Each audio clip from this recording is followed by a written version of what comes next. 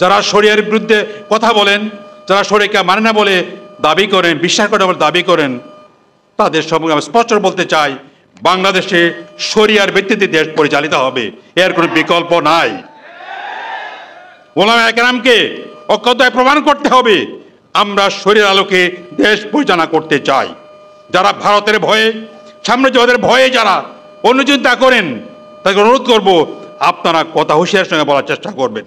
শরিয়া মানবেন না, আমাদেরকে মৌলবাদী বলবেন, এটা আমরা সহ্য করতে রাজি নই। ওলামায়ে কেরাম হুঙ্কার দেওয়া উচিত, মুসলমানদের অবশ্যই ইসলামের আলোকে দেশ পরিচালনা করতে হবে। এর বিরুদ্ধে যারা কথা বলবেন, ওলামায়ে কেরাম তাদেরকে গ্রহণ করবেন না। মৌলবাদ বলে যারা গালি দেবেন, তাদেরকে এই ওলামায়ে কেরাম গ্রহণ করবে না।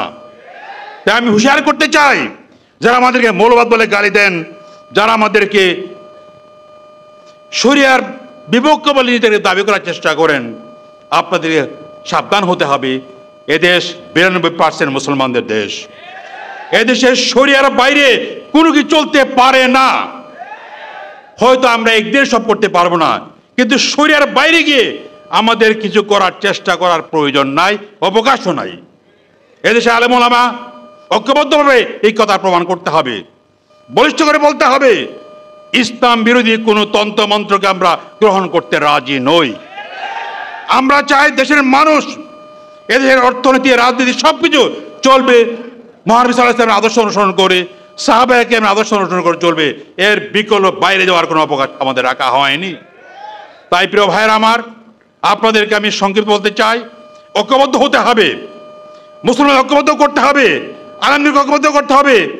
যে সমস্ত লোকেরা আলেমদেরকে বিভাজন করতে চায়, এটা দূরিয়ে দিতে হবে, এ প্রতিরোধ করতে হবে।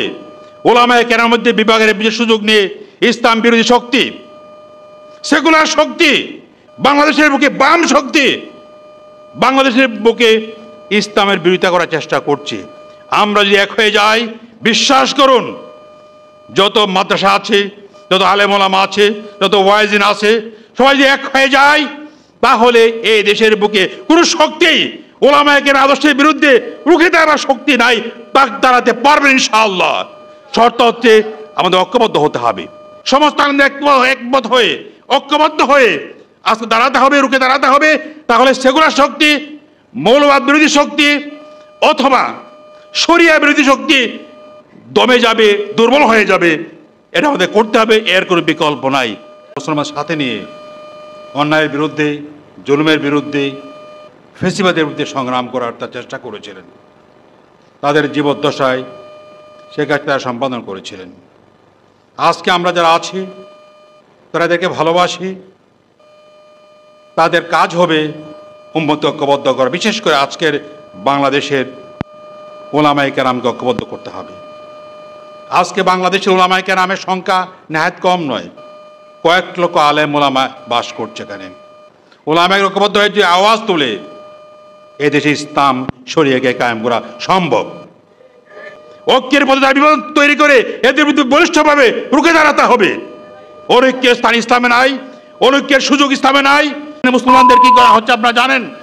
আমরা সবাই চেষ্টা করছি এদের পক্ষে কথা বলার জন্য, যারা তাদের ব্যাপারও কথা স্পষ্ট করে বলতে রাজি নয়, তাদেরকে ওলামায়ে কেরাম গ্রহণ করতে পারে না। আমাদেরকে মনে রাখতে হবে, ঐক্যের কোনো বিকল্প নাই। আপনার দুইটা কথা বলে শেষ করব। 1949 সালে আপনারা জানেন, পাঠান আমলে শুরুতে তখনও কিন্তু আদর্শ প্রস্তাব হয়েছে, সাধারণত করা হয় নাই। তখন সেকুলার পন্থীরা, বুদ্ধিজীবীরা বলল, কোন ইসলাম মানব? দেওবন্দি ইসলাম নাকি বেরলভী ইসলাম নাকি জামাতের ইসলাম? কোন ইসলাম মানব? এত ইসলামের মানা সম্ভব নয়, অত ইসলাম বাদ দিয়ে দেশ চালাতে হবে। ওলামায়ে কেরাম চ্যালেঞ্জ গ্রহণ করলেন এবং ঐক্যবদ্ধ হওয়ার চেষ্টা করলেন। তারা 22 দফা প্রণয়ন করলেন এবং সেই 22 দফাতে সমস্ত মস্তকের লোকেরা, সমস্ত ওলামায়ে কেরাম, সমস্ত ওলামায়ে কেরাম সই করেছিল। 22 দফা 31 জন আলেম, বাংলাদেশের মাওলানা আতা আলী সাহেব তৎসনাপ্ত আলেম ছিলেন, তিনি সই করেছিলেন। আরো কয়েকজন আলেম এখানে যারা ছিলেন তারা সই করেছিলেন, বাকি যারা ছিলেন তারা তো সই করেছিলেনই। সেই সইতে সবাই সই করেছিল, যারা ইসলামের কথা বলে, যারা ইসলামের দাবিদার, এরা সবাই সই করেছিল। এক কারা আর সমস্ত গ্রুপ সই করেছিল। তাই এক হয়ে তারা দফা দিলেন, 22 দফা দিলেন। আন্দোলন হলো, সরকার বাধ্য হলেন শেষ পর্যন্ত 1954 সালে ইসলাম শান্ত করার জন্য। একইভাবে আপনারা জানেন পীর আন্দোলন হয়েছিল, সেখানে ভুট্টো বিরোধী আন্দোলনে ওলামা এখানে এক হয়েছিলেন, ইসলামের শব্দ এক হয়েছিল। নেতৃত্ব প্রদান করেছে জমিয়ত উলামা ইসলামের তদানীন্তন সভাপতি মুফতি মাহমুদ সাহেব। কাজে আকাবিরিনদের ইতিহাস হচ্ছে ঐক্যের ইতিহাস, এর মনে রাখতে আমাদেরকে। এই জন্যই আমি অনুরোধ করবো আজকে বাংলাদেশেও সমস্ত একমত হয়ে, ঐক্যবদ্ধ হয়ে আজকে দাঁড়াতে হবে, রুখে দাঁড়াতে হবে। তাহলে সেকুলার শক্তি, মৌলবাদ বিরোধী শক্তি অথবা শরিয়া বিরোধী শক্তি দমে যাবে, দুর্বল হয়ে যাবে।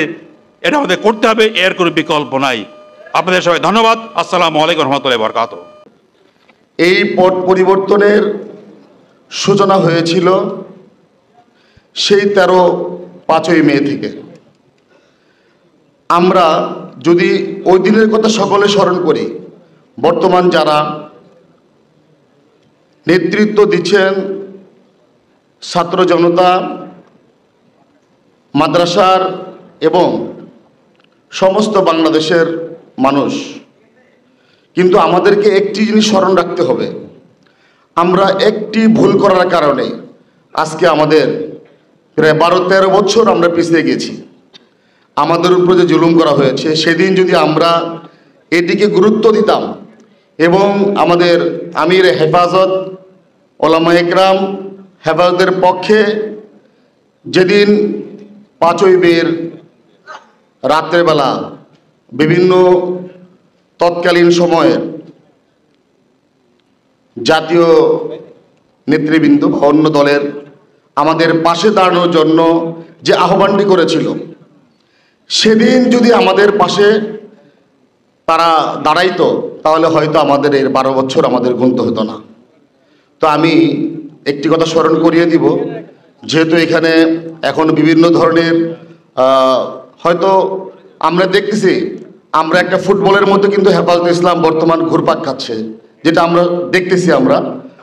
আমি আমার ব্যক্তিগত মতটি বলতেছি। আমি যারা আমার নেতৃবৃন্দ যারা আছেন, ওলামা একরাম যারা আছেন, ওই দিনের কথা আমরা স্মরণ করব যে আমরা এখনো যেন ফুটবলের মতো না হই। সুতরাং এখানে 5ই মে থেকে রক্ত দেওয়া শুরু করছে ওলামা একরাম, 24-এ সমাপ্তি হয়েছে। সুতরাং সামনের